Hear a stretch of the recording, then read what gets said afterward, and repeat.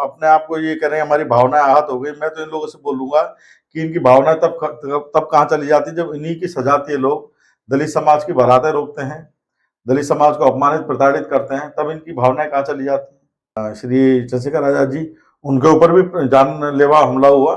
कुछ शायद राजपूत समाज के ही थे वो। राजपूत समाज के व्यक्ति इस बात से आहत हो गए कि उनके समाज के एक नेता के प्रति खिलाफ चल रहे एक आंदोलन में चंद्रशेखर जी भागीदारी करके आए थे। इस बात से लेकर आहत होकर वो उन पर अटैक कर दिया, जबकि वो जाट समाज की जो बच्चियां थी, खिलाड़ी बच्चियां, जो वहां पर आंदोलन कर रही थी, यौन शोषण का आरोप लगा रही थी। जाट समाज के बहुत सारे नेता वहां जा रहे थे, लेकिन उन सब के बीच में से एक दलित समाज का व्यक्ति अगर उसमें न्याय की लड़ाई में कूदा तो उस पर अटैक किया गया। तो कहीं ना कहीं मैं ये भी दावा करता हूं कि ये भी जो रामजीलाल सुमन पे जो अटैक हुआ है, कहीं ना कहीं इस वजह से अटैक, इस तरीके के बड़े तैयारी के साथ अटैक हो सकते हैं, क्योंकि लगता है दलित हैं, कमजोर है, उनको उत्तर प्रदेश के आगरा में आज दलित सांसद रामजीलाल सुमन जी के साथ जो घटना हुई उसको लेकर आज हम विशेष बात करेंगे। जी हाँ, नमस्कार, आप देख रहे हैं मिशन की आवाज, मैं भूपेंद्र सिंह सोनवाल। दोस्तों, जैसा कि आपको पता है, आज उत्तर प्रदेश के आगरा में जो घटना हुई है उसको लेकर आज हम चर्चा कर रहे हैं। हमारे साथ में राजस्थान आजाद समाज पार्टी के सह प्रभारी धर्मेंद्र कुमार जाटव जी। धर्मेंद्र जी, सबसे पहले तो आपका स्वागत है। धन्यवाद सर। जो आज घटना हुई है उससे पहले हम जानेंगे कि जो घटना जिस चीज को लेकर हुई है, जो रामजीलाल सुमन जी हैं उन्होंने जो टिप्पणी की उसको लेकर आपकी क्या राय है? देखिए, रामजीलाल जी सुमन जो सांसद हैं, समाजवादी पार्टी के दलित सांसद हैं, उन्होंने खुद बोला कि वो जो टिप्पणी की थी वो एक प्रतिक्रिया स्वरूप की थी। लगातार हम भी इस बात को महसूस करते हैं कि जो भी हमारे देश में एक जो खासकर जो अभी राजनीतिक, जो जिस तरीके की राजनीति चल रही है हमारे देश में, अगर कोई भी अगर निष्पक्ष रूप से अगर मुस्लिमों का भी अगर किसी मुद्दे पर पक्ष ले ले तो तुरंत उसको औरंगजेब और बाबर की औलाद घोषित कर दिया जाता है। ये तो हमने भी इस बात को कई बार हमारे साथ भी होकर गुजरा है। तो रामजीलाल जी सुमन ने जो टिप्पणी की है, तथ्यात्मक दृष्टि से तो उसमें कोई गलत नहीं है, लेकिन उन्होंने जिस तरीके से गलत शब्दों का इस्तेमाल किया है उस पर हम सहमत नहीं है। ये बात तो सही है कि जो बाबर को भारत आने का निमंत्रण राणा सांगा ने दिया, ये तो एक स्थापित फैक्ट है। तो इसमें तो हिस्टोरिकल एविडेंस है। उस दौर की जो पुस्तक है बाबरनामा, उसमें भी इस बात का जिक्र है कि वो राणा सांगा ही थे जिन्होंने उनको आमंत्रित किया, ये जानकर कि बाबर की जो सेना है वो आधुनिक है। वो उस दौर में वो बारूद का प्रयोग करते थे। तोप और बंदूक को, आपको मालूम होगा कि तोप और बंदूक का प्रथम बार प्रयोग बाबर ने ही हमारे देश में किया। तो इब्राहिम लोदी के समक्ष उन्होंने लड़ने के लिए बाबर को आमंत्रित किया। अब बात यह आती है कि अगर बाबर का आना इस देश में गलत है, बाबर आक्रांता है और बाबर का आना इस देश में गलत है, तो उसको इनवाइट करने वालों की भी जिम्मेदारी तय की जानी चाहिए। यही रामजीलाल जी सुमन का मूल जो उद्देश्य यही था, शायद, जो मैं कहना जो समझ पा रहा हूं। उनका उद्देश्य था कि अगर बाबर का हिंदुस्तान में आना गलत है तो उसको बुलाने वालों की भी जिम्मेदारी तय होनी चाहिए। राणा सांगा जी, अगर बाबर गलत है तो राणा सांगा भी गलत हुए। तो अगर बाबर गलत है, हालांकि मेरी दृष्टि में तो उस दौर के सभी राजा महाराजा कुछ सीमित उद्देश्यों के लिए ही काम करते थे।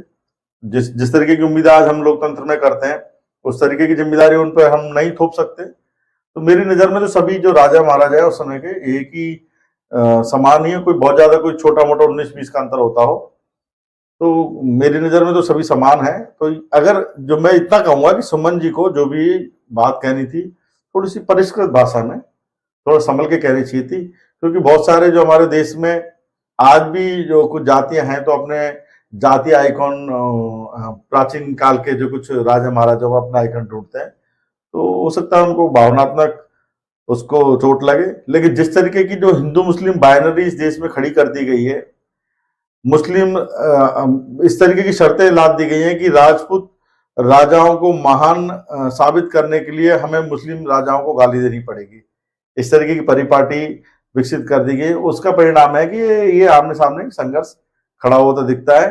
बाकी अन्यथा हमारे देश में जो अगर मध्यकालीन की बात करें, मध्यकाल की, तो मुस्लिम और हिंदू शासकों ने मिलजुल कर देश पे शासन किया है। मैं एक छोटी सी घटना का जिक्र कर दूं। हल्दीघाटी के युद्ध में अकबर की तरफ से मान सिंह जी उपस्थित हुए थे हल्दीघाटी के युद्ध में महाराणा प्रताप से लड़ने, और महाराणा प्रताप के सेनापति थे हकीम खान सूर थे, वो मुस्लिम थे। तो ये सब उस दौर में ये राजसत्ता की लड़ाई थी, इसमें कोई हिंदू मुस्लिम की लड़ाई के रूप में हमें नहीं देखना चाहिए। अब ये तो रही आपकी राय जो उन्होंने बयान दिया उसको लेकर, लेकिन जो आज घटना हुई उनके घर पर जाकर जिस प्रकार से तोड़फोड़ की गई उसको लेकर कैसे सोचते हैं? देखिए, इस बात की तो मैं साफ शब्दों में भर्त्सना करूंगा।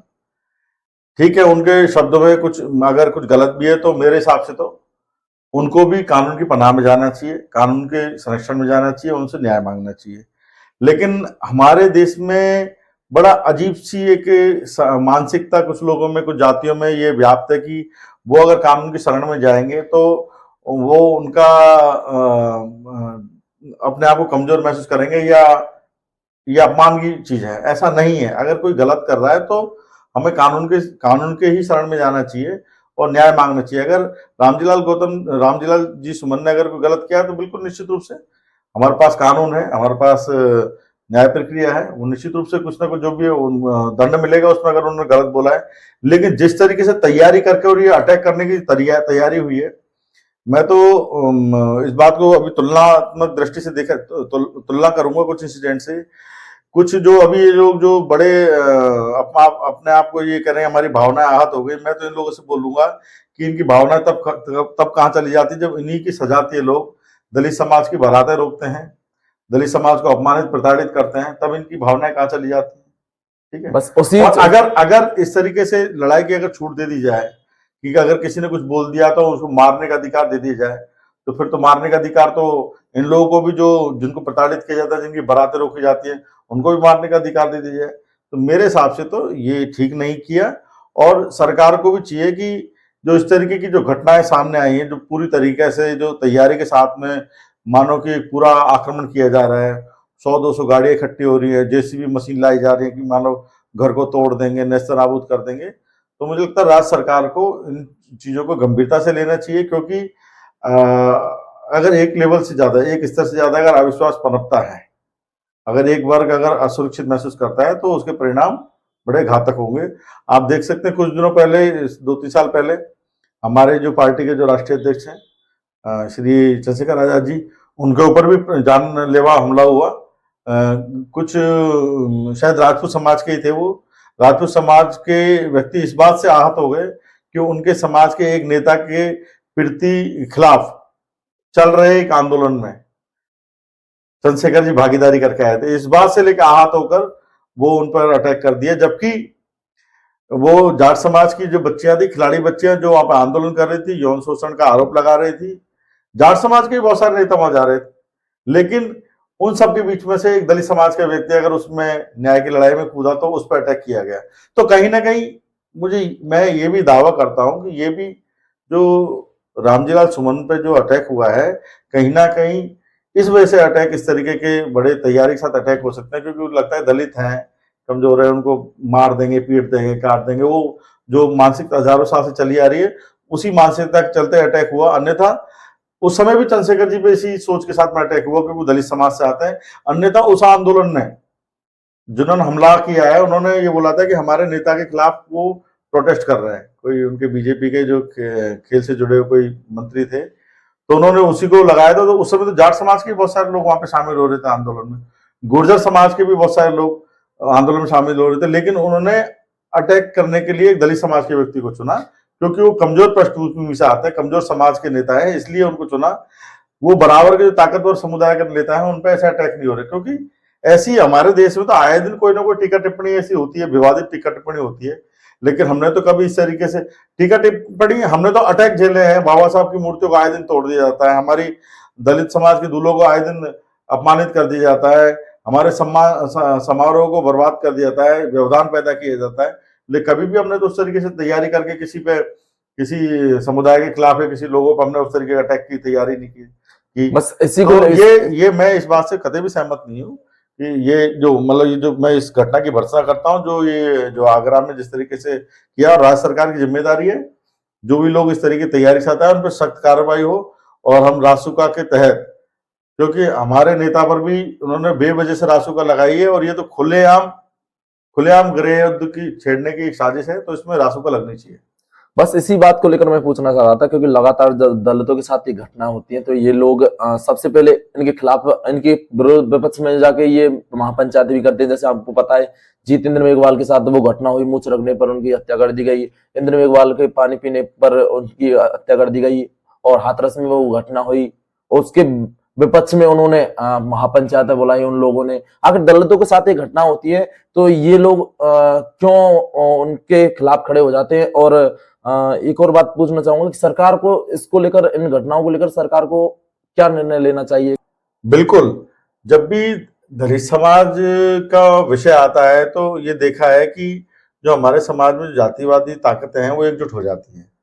ये बिल्कुल आपने बिल्कुल सही आपने पहचान किया है कि कई बार मुद्दों पे ऐसा आया है कि जब दलित समाज पर अन्याय अत्याचार हुआ, दलित समाज जब उन पर रिएक्ट करता है, उन पर आंदोलित होता है, तो वो लोग भी तैयारी के साथ कूदते हैं। उसको सर्व समाज का नारा, 36 बनाम 35 बनाम 1 का नारा इसको घोषणा कर देते हैं, क्योंकि उनको लगता है। लेकिन अब समय बदल गया है, लोग इस बात को लेके चाहे डर के मारे उनसे कुछ ना कहते हो जो ताकतवर लोग हैं, लेकिन बहुत सारे जो अब जाति हैं, वर्ग हैं, वो ये बात समझते हैं कि गलत तो गलत है, कमजोर को नहीं सताया जाना चाहिए, इन लोगों को आजादी के साथ जीने का हक है। इन लोगों के खिलाफ सरकार को क्या एक्शन लेना चाहिए? क्योंकि लगातार सरकार की जिम्मेदारी है कि ये अभी तो 77 साल में आजादी के 77 साल बाद भी अगर ये लोग इस तरीके से रिएक्ट करते हैं, तो सरकार को देखने की जरूरत है कि अब दूसरा पक्ष भी अब उस तरीके से बर्दाश्त करने को तैयार नहीं है। अभी दलित समाज भी तेजी से जागरूक हो रहा है, पढ़ रहा है, सोशल मीडिया के माध्यम से वो घटनाओं को से परिचित हो रहा है, उन पे